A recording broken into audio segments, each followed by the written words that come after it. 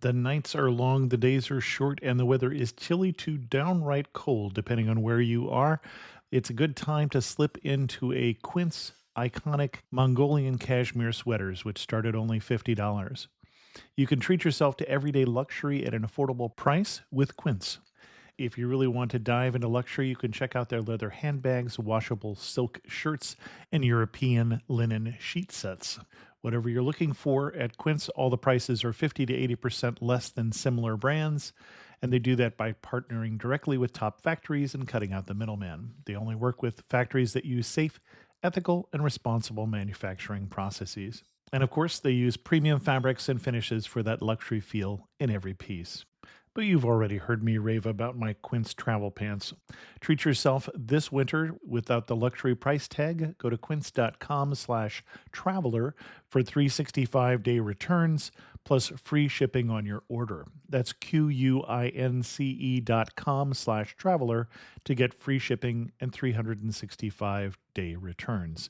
Quince.com/traveler. And thanks to Quince for sponsoring this episode of Amateur Traveler. Amateur Traveler, episode 855. Today, the Amateur Traveler talks about wineries and gardens, a star fortress and castles, cliffs, and lemon trees as we go to Lake Garda in Italy and the Verona Countryside. This is Chris Christensen from Amateur Traveler. Let's talk about Lake Garda. I'd like to welcome to the show Valeria Biasi, who is a certified guide for Verona at veronatours.com. And strangely enough, she's come to talk to us about Verona and that region of Italy. Valeria, welcome to the show. Oh, grazie, Chris. I'm happy to be here. And I think you probably already established for people that your connection with Verona is you're from there. Oh, yes. I call myself a very local guide. Born and raised in Verona. And actually, I'm delivering tour since the year 2000. So I call myself also a very seasoned local guide. Excellent. And why should someone come to Verona? Oh, Verona is somehow unexpected as a city. I know you covered Verona city already in a couple of your episodes. But in spite of that, Verona is still unexpected. So I would say that the majority of people that I welcome, including this morning, I was giving a tour to guys from, they were from, I think, Daytona Beach in Florida. And they said, we did not expect Verona to be so nice and charming. You know what? We don't have the icons. I always say we don't have the David Bank, okay? We don't have the Dome of St. Peter in Rome, but we are a very Italian city with all the layers of the history and the geography and the lifestyle, let me say. We are less busy. We don't live on tourism. So as you stroll in our streets, you see a lot of locals. There's a music festival on this very afternoon in Verona city. And it's very lived in. And we don't live on tourism. And so there are tourists, but I think they appreciate these local vibes, let's say. Okay. And to put it on a map, we're in the Veneto, so in the region near Venice, but we're in the far west part of that region. Exactly. So you have the boot of Italy, right? We have the boot of Italy. We are in the northern part, in the Po Valley. And at one end, say east, you have Venice, as you mentioned. And in the middle of that northern part, you have Milan. Just in between Venice and Milan, you find Verona. And let me say that because I think we never really make this point. Verona is a great hub. So say from Verona in 1 hour or maximum, 1 hour and a half maximum, you get to Venice, you get to Milan, you get to the Dolomites, you get to Bologna, you get to Modena, I know, these cities you have covered already. It's a food valley of Italy. The Dolomites, obviously, for skiing and hiking, Hmm. and Milan and Venice, obviously, very important cities. But then from here, you also go to two other areas that I want to cover with you today. One is the wine area called Valpolicella, that is reachable from Okay. the city in less than 30 minutes. So it's pretty close. And the second one is Lake Garda, Lago di Hmm. Garda in Italian. And there you take 30 minutes. So they are really close. And so they could be two good reasons to come to Verona. Excellent. What kind of itinerary are you going to recommend for us? So let's say you take a hotel or a Airbnb, whatever, in Verona city, and then you need a car to go to the Valpolicella, to go to the wine area. Let's say you're a wine Hmm. connoisseur, or you love wines, or you simply are curious, right? In your party, there's someone that loves wine a lot. That could be a good idea to Hmm. offer to take a wine tour, a wine day tour. And you can schedule, say, 6 hours, more or less, Okay. and you need a car. You can't go there with the public transportation, unfortunately. Okay. When we're heading north from the Po Valley into a separate north south running valley near the lake. Yes, let's say that in between the lake and Verona, there's a river. Hmm. The river is called Adige, and actually, it's the river that crosses, that flows through the city of Verona. And nested in the angle made by the river takes a bend in Verona. It quits going north south Hmm. and starts going west east. Nested in that area north of Verona, you have many valleys. It's 5 valleys. I describe them like the fingers of a hand. Okay, many valleys all parallel to one another. They go from north to south. Okay. I also call it a little corner of Tuscany. Okay.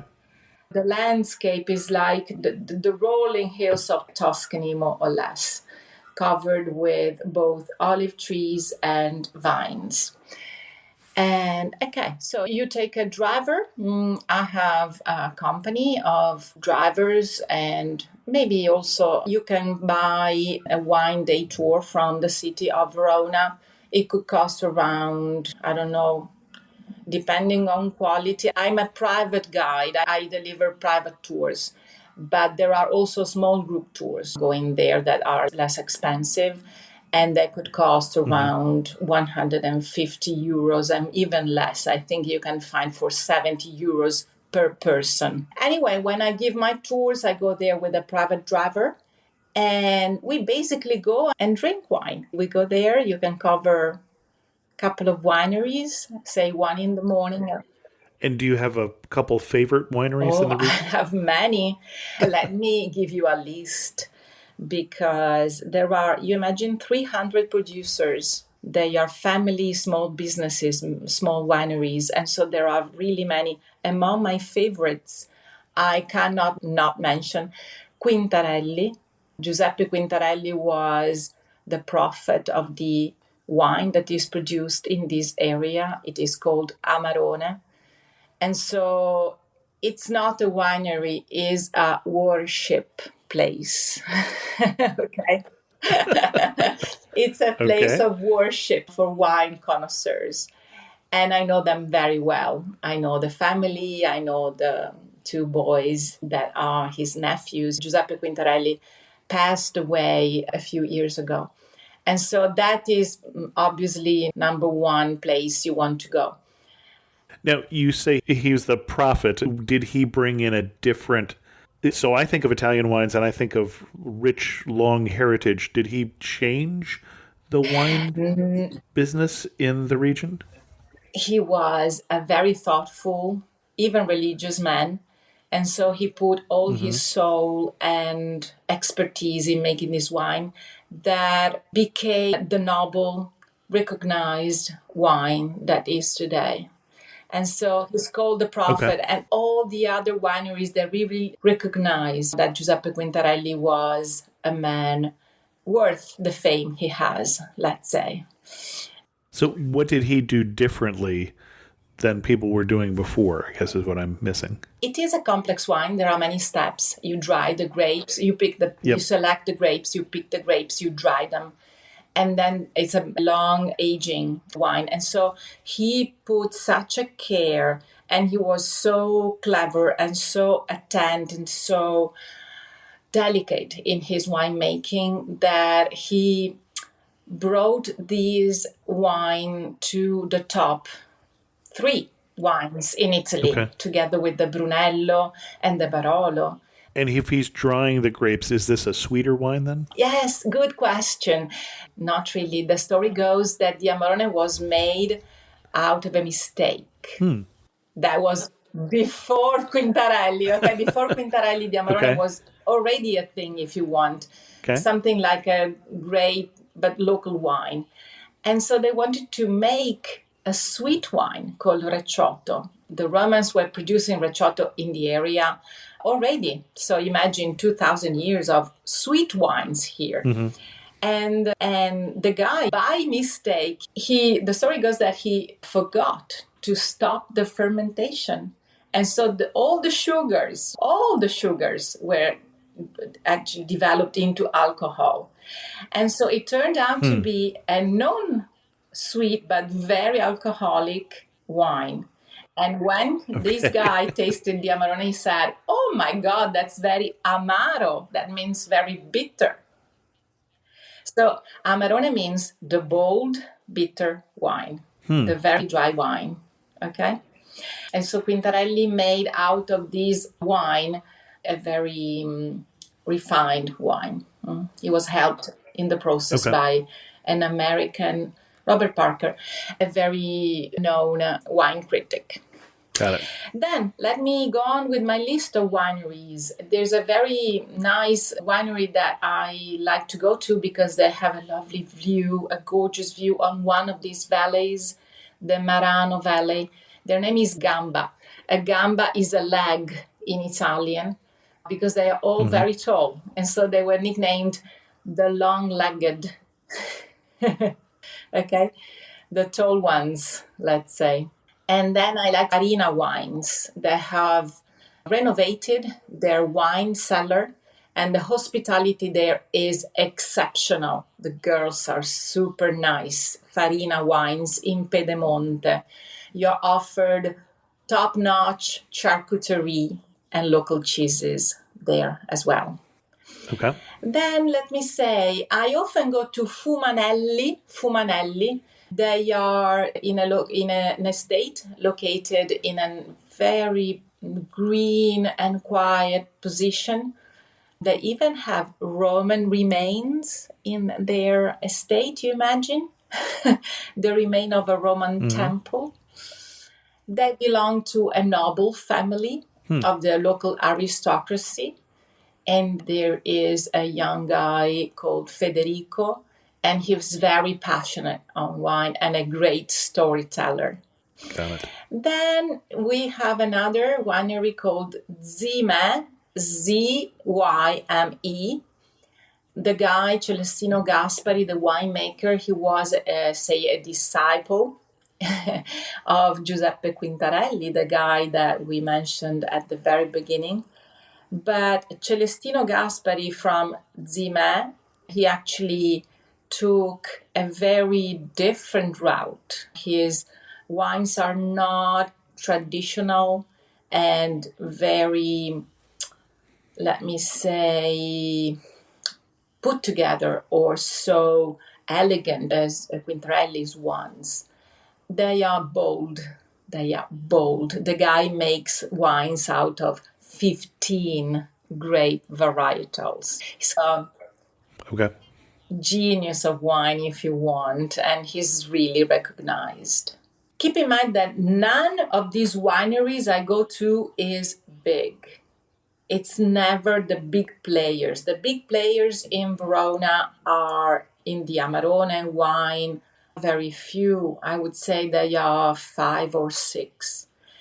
And I do suggest to your travelers and your listeners, that they don't go to those wineries because they are so well distributed in the US or in Canada or abroad. Why don't we try a different thing? As you come to here, you make the effort, you spend money. What do you think? I bow to your superior knowledge here. One question I have is, so if I have my own car, for instance, if I haven't gotten a driver and I'm not going to drink too much, are these places that I can just drop by, or do I need a reservation if I'm going to do a wine tasting? Oh, grazie. Sì, grazie for the question. It is paramount that you book in advance. Okay. This is not Napa Valley style. You might. That's why I Yes, asked. yes. So you definitely don't have staff there waiting for you behind the bar. Definitely. It's all Yep. family-run businesses. They are very happy to welcome you. You will find the experience warm and welcoming because they really talk to you and they really want to know all about you, Chris, from San Jose. Okay. And they share a lot, but then you need to book in advance. They need to know that you're coming. Okay. Now, if I'm traveling with someone who is not as much of a wine connoisseur, are there other things, or is this day going to be really dedicated to wine tasting? I would say if you don't love wine or you don't love to learn more about wine, don't go to the Vicella. It's a nice area, but I wouldn't go there unless you have a specific Okay. interest on wine. Obviously, when I take my tours, we don't go from a winery to the other. We might go to a viewpoint. Right. We might go to a small hamlet like the church of San Giorgio in Ganna Poltron. It's the most famous little church of this area in a very spectacular and nice position with a nice viewpoint. Or you go to gardens, let me say, there is the Giardino di Poiega, and there's the garden of Villa Mosconi Bertani. The garden of Poiega is located in Negrar, while the garden of the Villa Novare is located in Arbizzano. And you can buy tickets online for both of these lovely gardens. There's another villa called Giona Fagioli. Being a hotel, you can park your car in their hotel car park and take a stroll around the garden if you want. But that's basically it, okay? The views and a little church and some gardens, but you don't go there if you don't like wine. Konnichiwa, I'm Yuki, a tour leader with Explore. Who knew that hidden among Tokyo's towering skyscrapers was a peaceful tea house surrounded by ancient trees and serene ponds? Actually, I knew. It was my mother's secret sanctuary. Not everyone knows about Tokyo's Hamarikyu Gardens. Arigatou gozaimasu. But you will if you explore. Search exploreworldwide.com and don't just travel, explore. You and I talked offline about a 1-week itinerary in the area.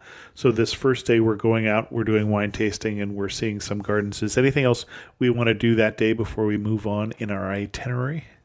Oh, yes. If you are very much into wine, I would suggest that you explore a little bit of what we call Valpolicella Extended. So if you want, we say your traveler has to maybe go in Verona, stay there, say 2 days for exploring the city. 1 day in the Valpolicella Classica that we have just covered. It could be day 2, could be in the Valpolicella Extended. If you look up Soave, it's a walled town at the east of Verona. So while the Valpolicella that we have covered is northwest, the area that I'm now mentioning, it's northeast. And there they make wine as well. Okay. And they make both the Amarone wine, but in a different way. And then they do this, they make the Soave wine, which is a white wine. So while the Amarone is a red wine, here they do the white wine as well. So what do you do in the Valpolicella extended area? First of all, it's less constructed, so it's more wild. Okay, it's more green. So Okay. first of all, you have fun with the views. And in the valleys, there are many wineries making Amarone wines. I'm going to say a few. Trabucchi is one. Then you have the very master of this area, who is Romano dal Forno, possibly the most expensive Amarone wine you find on the market. And his gorgeous, regal, gigantic winery is located in Illasi. So look it up, Romano dal Forno in Illasi. It's not an area many people go to. So they are happy to have visits and wine tastings, but do not expect a lot of people. It's not a very covered area. Very lovely, though, very lovely.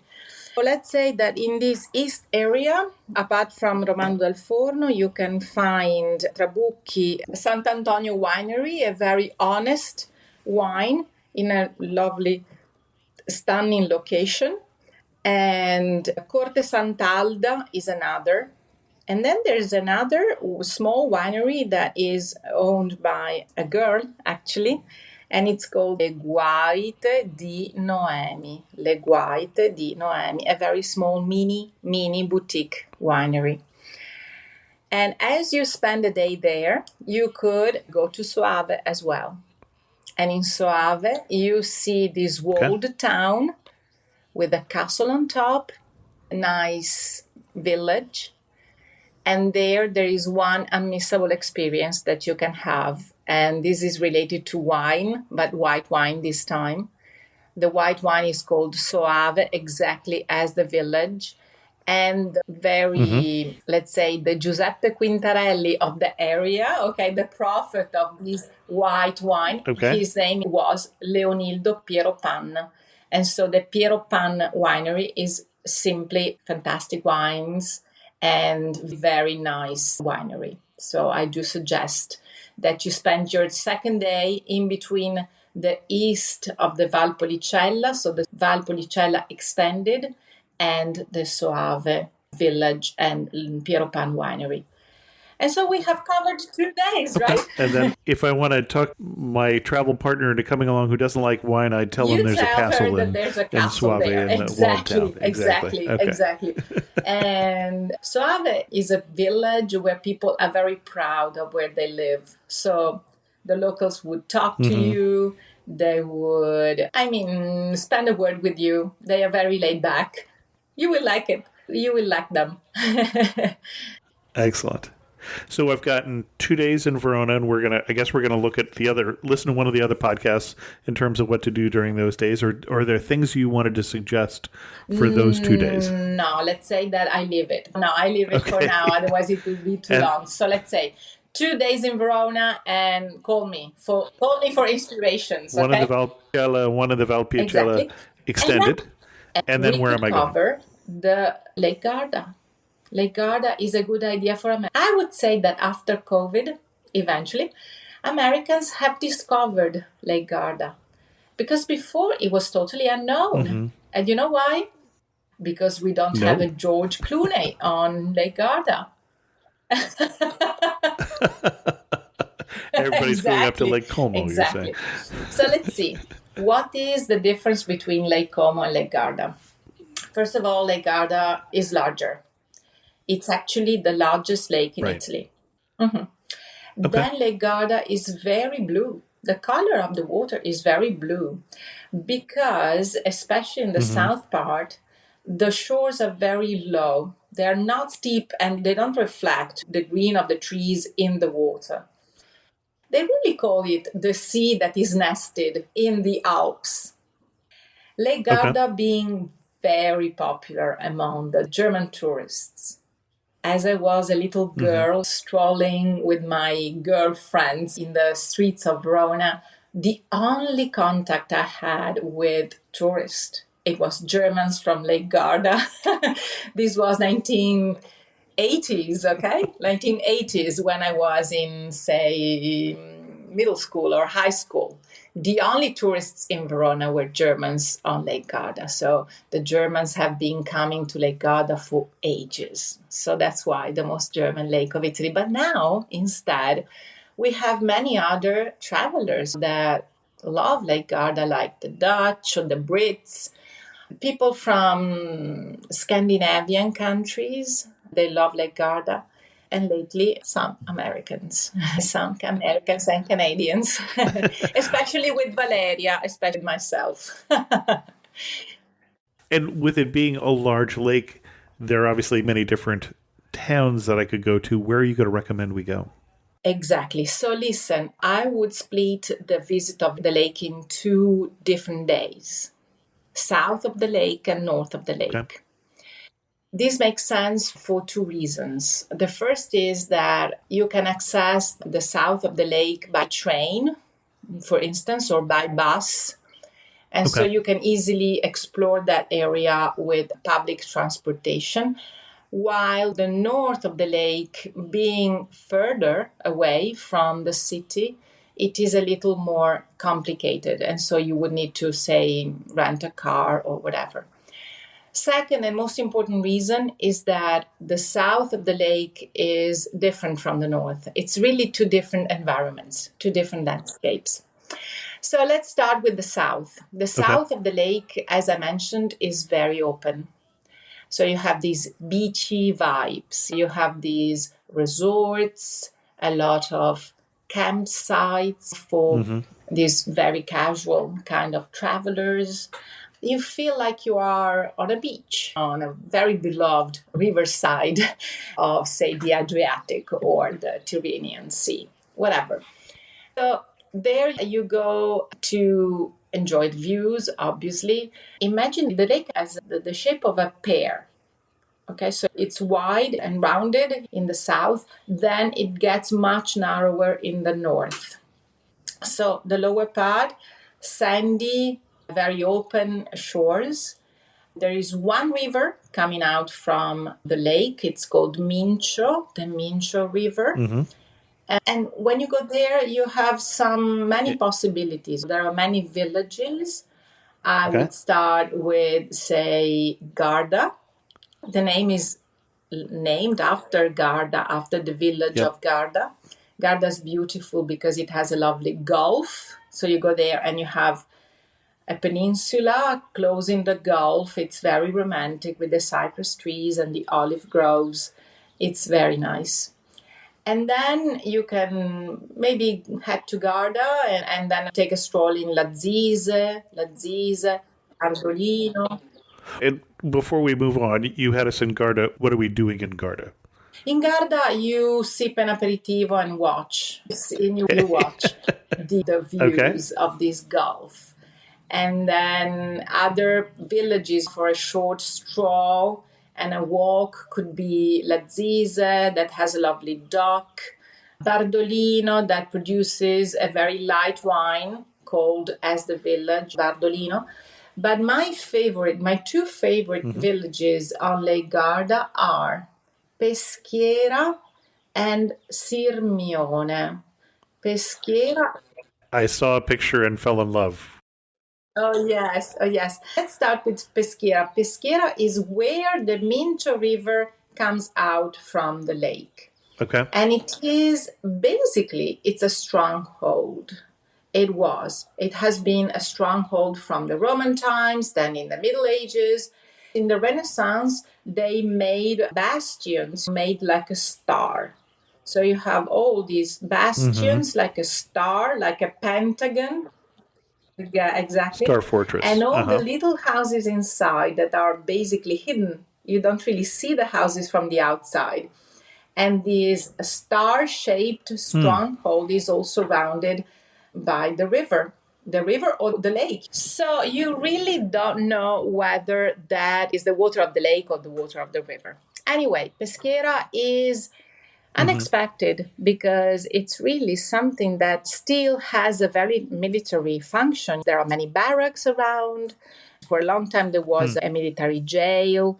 You might think, oh my God, I don't want to go there. And instead, it's a very good mix, very interesting mix between a resort and a military place. And they go along in a strange and fantastic way.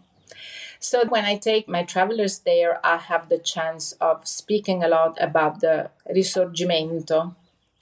While the US was fighting the Civil War, let's say, Italians were fighting their Right. 3 wars of independence, and many battles happened around Peschiera and in Peschiera even. So I find that Americans are intrigued by the Risorgimento. And also there's an episode about the First World War to be mentioned there. So it's a historical part of my lake tours that I like a lot. It gives a lot of meaning to the visit, let's say. And then, say for visiting Peschiera, you take, say, half an hour from Verona to go from Verona to Peschiera, and then an hour and a half to see Peschiera, and then half an hour to drive to Sirmione. Okay? The bad point about Sirmione, if you drive your own car, is that the parking is very expensive. There's no other way. You have to pay. There's no other way. So it's called Parcheggio Montebaldo. You put your car there, and then you go there. The geography is that Sirmione is basically in the middle of the rounded part of the lake, and it's at the tip of a peninsula. It's a narrow peninsula. Right. As you drive, you start to see the lake on both sides, and you drive up to the Parcheggio Montebaldo. You drop your car there, and then you walk, and you get to Sirmione downtown, let's say, which is basically the very tip of this peninsula. So Sirmione is a peninsula that ends with an island. Okay? Oh, got it. Okay. Now, I'm seeing pictures of this and falling in love with this particular city, but I'm also picturing that this might not be the best place to go in, say, August. Oh my God, yes. Please don't go to the lake on a weekend in the summer, because you will be stuck. You will be stuck in traffic 100%. Why? Because locals, we love Lake Garda. We sunbath and we love it, and we love the tan and everything and the beach lifestyle. So we do go there every Saturday, every Sunday. So please don't go on the lake on a weekend in the season, in the summer season. So if I am there in July, August, go in the middle of the week, but when is the best time of year for me to be in this region? I would say April, May, October. April. Also September, October. Very nice, very nice. So I would avoid June, July, August, unless you are an amateur of opera music that is on in the summer only, unfortunately. Okay. So that's because it's for the locals, is really the target audience for that. And so we do it when the locals are celebrating their... Yes. So listen, let me go back to Sirmione, because I have a tip to give it to your listeners. And I really want to say that if you go to Sirmione, take a boat tour. So if you go to Sirmione, you, at the beginning of the old town, you will see sun umbrellas saying boat tours, and they charge by person. Per person, it could be, I'd say, 30, 40, 50 euros. And they take you around the island. And it's not a tourist trap. It's something that I do every time. It's super wonderful to get the sense of Sirmione from the water. It's not long. It's 40 minutes. Excellent. It's worth paying.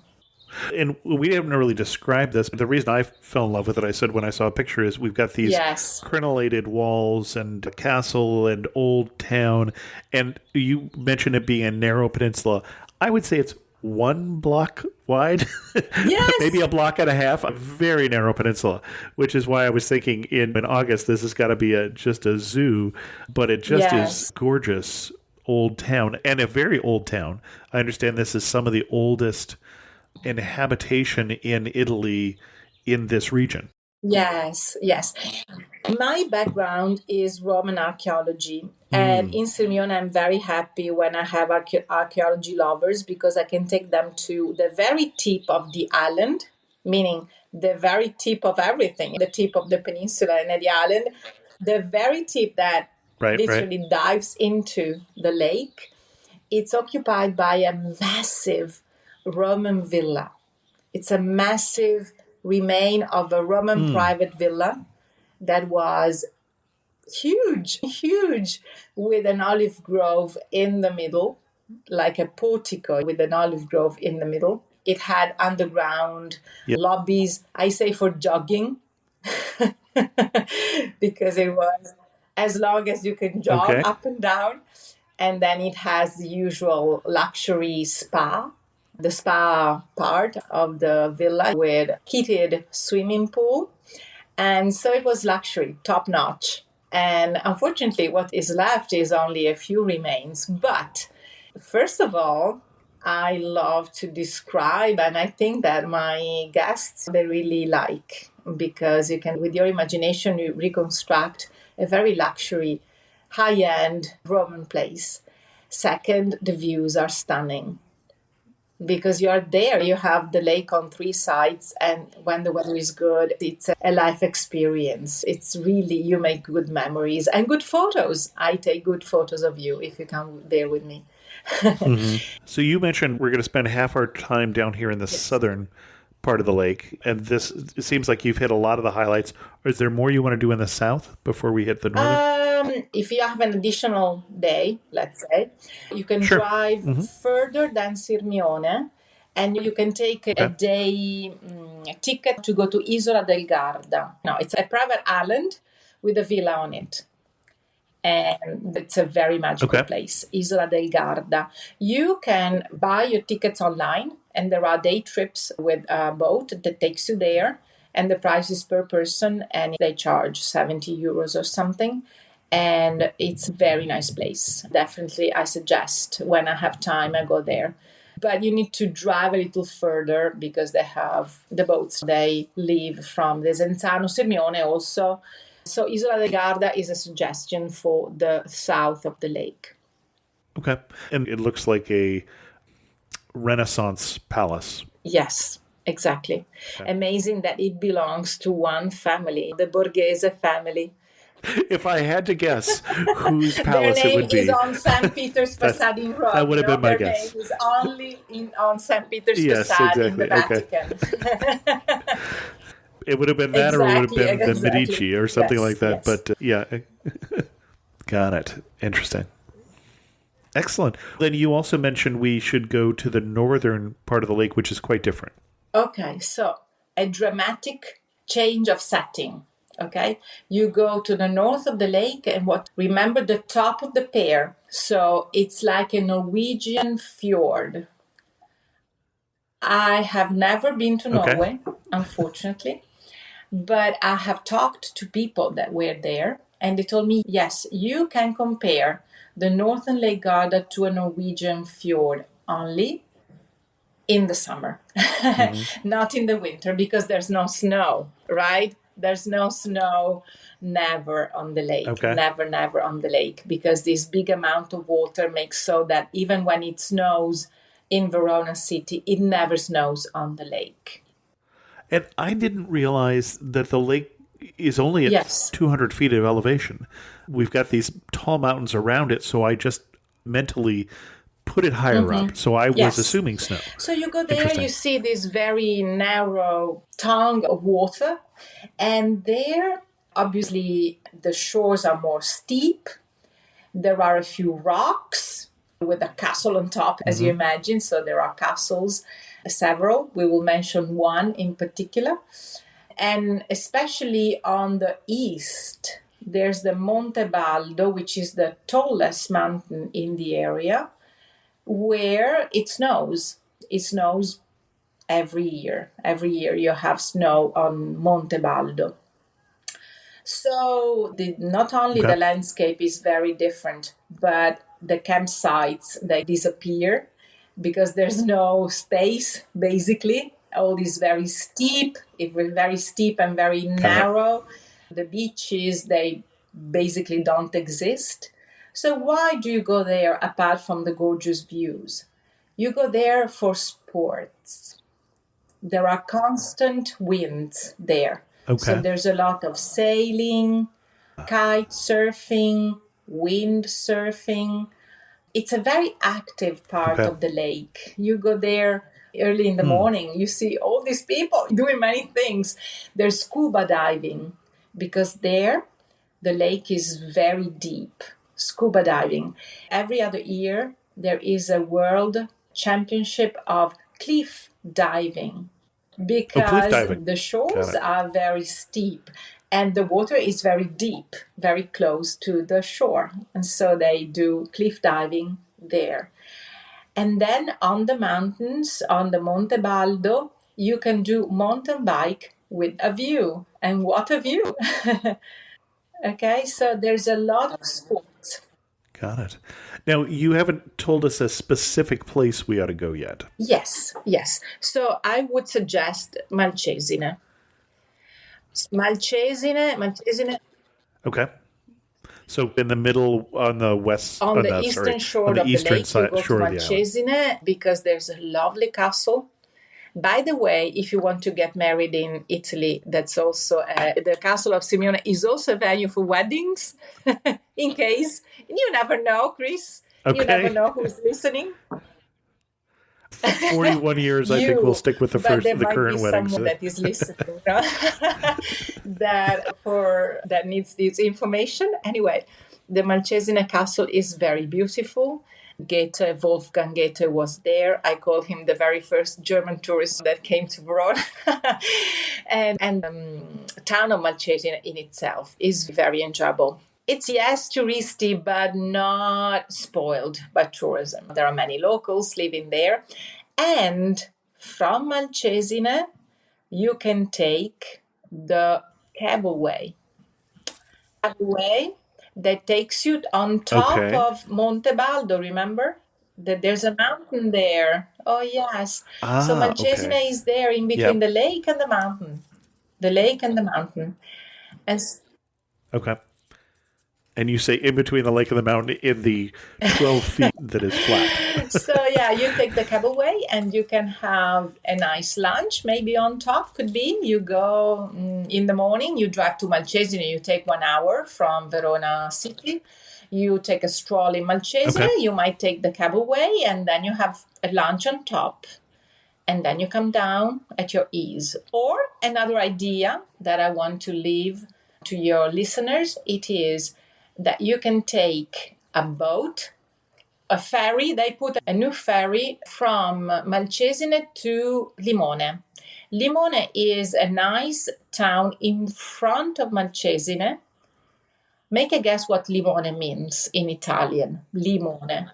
I was going with lemon, so Yes, it's lemon. So you understand that Limone is where there are many lemon trees. And since we are in north of okay. Italy, you don't expect agrooms, right? You don't expect lemon trees. I did not. Exactly. I was assuming the name came from something else. The Franciscan friars during the Renaissance, they thought of putting lemon trees in pots and to put them in glass houses during the winter. And so they introduced the lemon growing on Lake Garda. That was in the Renaissance, so many centuries ago. And I was surprised when you say there's so many lemon trees because I'm looking at a picture of Limona sul Garda, and there are maybe 4 buildings and then cliffs behind it. Yes, yes. But attached to the cliffs, you have these lemon glass houses that are put down in the summer, but put up in the Interesting. winter. So maybe you cannot Okay. see from the picture, but there are a few left, of course, a few left.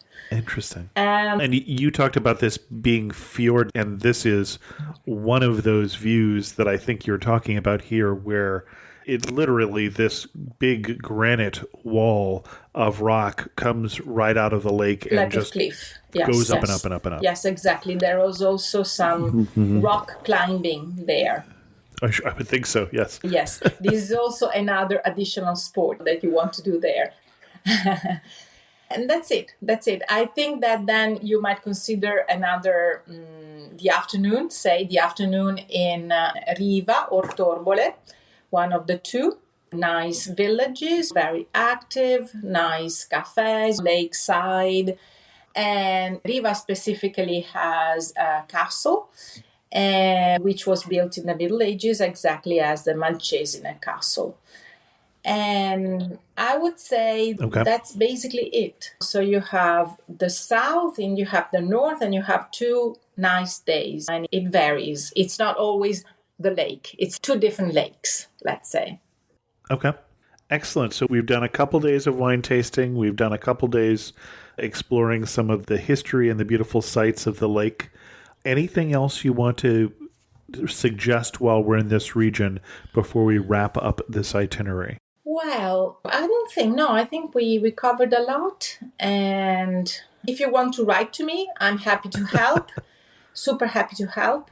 And again, do not go on the lake on a weekend in the summer because that's a kind of a suicide. And then wine. Maybe I want to say something about wine. You mentioned you might have someone not liking wine in your party. Wine is, I'm a level 1 sommelier.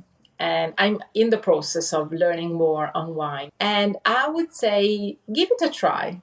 Give it a try. It's a nice adventure. We could be playful with wine. We don't want to be too much into it. We want to enjoy. So give it a try. Okay. As we get to our wrap-up questions here, you're standing in the prettiest spot in Lake Garda or in the Verona region. Where are you standing and what are you looking at? I am standing at the Trifora del Paradiso, the window of paradise. That is a broken window of the Roman remains in Sirmione. In the good days, you have the blue waters of the lake and the Monte Baldo in the distance. Okay. It's amazing. Excellent. One thing that makes you laugh and say only in the region of Verona, only in Lake Garda. Only in Lake Garda? Oh, the boat captains that take you around the peninsula of Sirmione, they are characters. Yep. I have fun. They are all of them. I know them very well, and they make me laugh. They make my day. Excellent. And if you had to summarize the region in just 3 words, what 3 words would you use? Unexpected, cheerful, and... Cheerful, okay. It's all the wine, isn't it? So let's say unexpected is the city. Cheerful is the wine, because in my experience, wine tours are the easiest. Because after the first glass of wine, everybody is extremely happy. And Lake Garda, I get that. Let me say poetical. Poetical, okay. Excellent. Our guest again has been Valeria Biasi.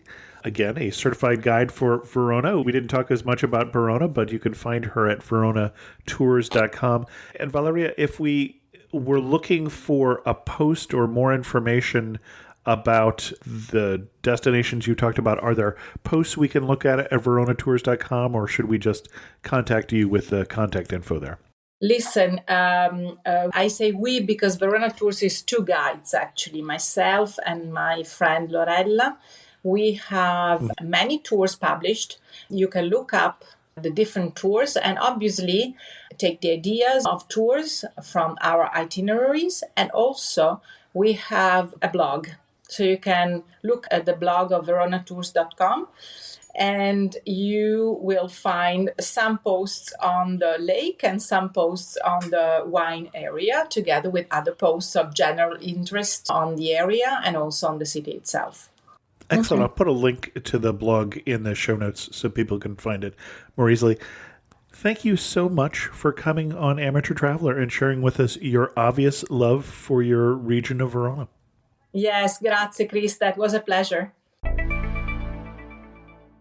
A special thanks go out to the patrons of the show who help support Amateur Traveler with their donations as little as $5 a month. They get an ad-free version of the show, a monthly Zoom call, and they get the episode early. And special thanks to Pat McKenzie, who's the latest patron of the show. Thanks, Pat. If you want to learn more, go to patreon.com/amateurtraveler. On the recent show on Armenia, I heard from Rob, who said, I visited Armenia in 2017 and really enjoyed it.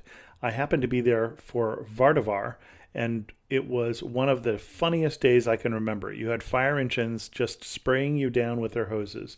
It was chaotic, and you obviously have to wear clothes. You don't mind getting wet, as in people will drop water from balconies, etc., but it's a blast. Thanks, Rob. Then I also heard from former guest and patron Jeff Ulfs, who wrote about episode 801. Jeff's going back in the archives to the Tennessee road trip. I wanted to add a suggestion to this episode. I just drove from Nashville to Chattanooga. Halfway between the two cities is Manchester. If you need a place to stay, I'd like to suggest LX Hotel, a small, clean, family-run hotel.